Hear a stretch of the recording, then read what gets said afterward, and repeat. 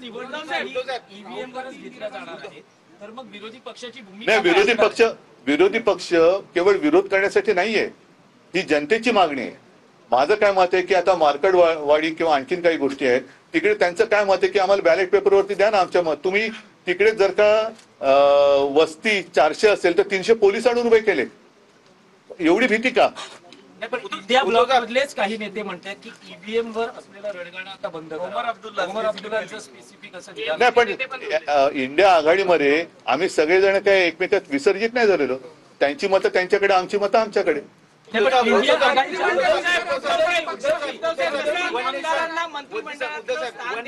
एक मिनिट, एक काहीतरी एका one question at a time. आमदारांना काही मंत्री पद देण्याचं आश्वासन जसं दिलं होतं, नाही, मला असं वाटतं मुख्यमंत्री नाही, ऐका आश्वासन दिलं होतं. ऐका एक मिनिट. आता माझ्या बाजूला इकडे अनिल परब आणि संजय पोतनीस आहे, हे दरवर्षी सुप्रीमो चषक घेतात. तो फिरता चषक असतो.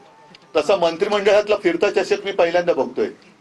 आणि मला अशी अपेक्षा आहे की मंत्रीपद जशी तुम्ही फिरवणार तशी मुख्यमंत्री आणि उपमुख्यमंत्री पद पण फिरवणार आहात का नुसते नेते मात्र फिक्स आणि त्यांचे सहकारी ज्यांच्या जोरावरती मुख्यमंत्री आणि उपमुख्यमंत्री झाले ते कायम, आणि ज्यांच्या जोरावर झाले ज्यांच्या जोरावर झाले ते फिरते, आणि जे झाले ते कायम.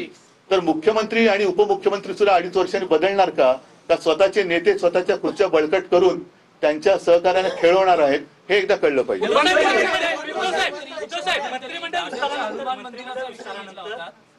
मंत्रिमंडळ विस्तारानंतर अजित पवार हे नॉट रिचेबल आहेत, त्यांची सवय जुनी आहे. पुन्हा आता दर पहाटे बघा कुठे आहेत ते.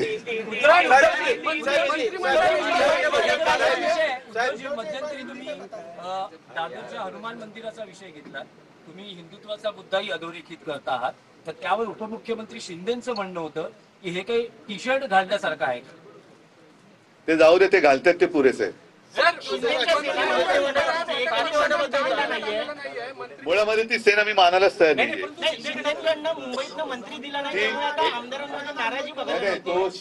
ती शिवसेना एसनशी आहे, त्याच्यामुळे तो गट मी मानायला तयार नाही.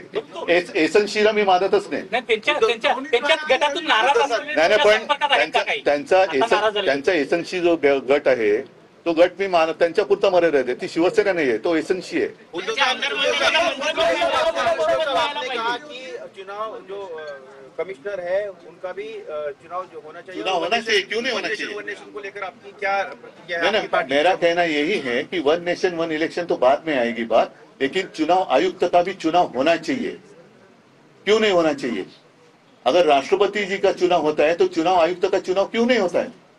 तो वहां भी चुनाव होना चाहिए. ऐसे मेरी मर्जी जो भी कोई है उसको मैं वहां बिठा दूंगा, नहीं चलेगी ऐसी बात.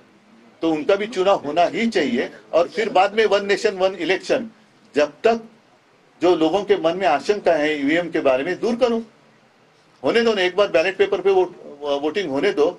अगर यही बहुमत उनको मिलता है फिर कोई किसी को कुछ कहने की आवश्यकता नहीं है. सरकार पुन्हा एकदा खळखळ बघायला मिळते आहे. ममता बॅनर्जींनी इच्छा व्यक्त केली की त्यांना नाही, पण जेवढं मंत्रिमंडळावरून इकडे खळखळ आहे तेवढी अजिबात इंडिया आघाडीवरच्या नेतृत्वात खळखळ नाहीये.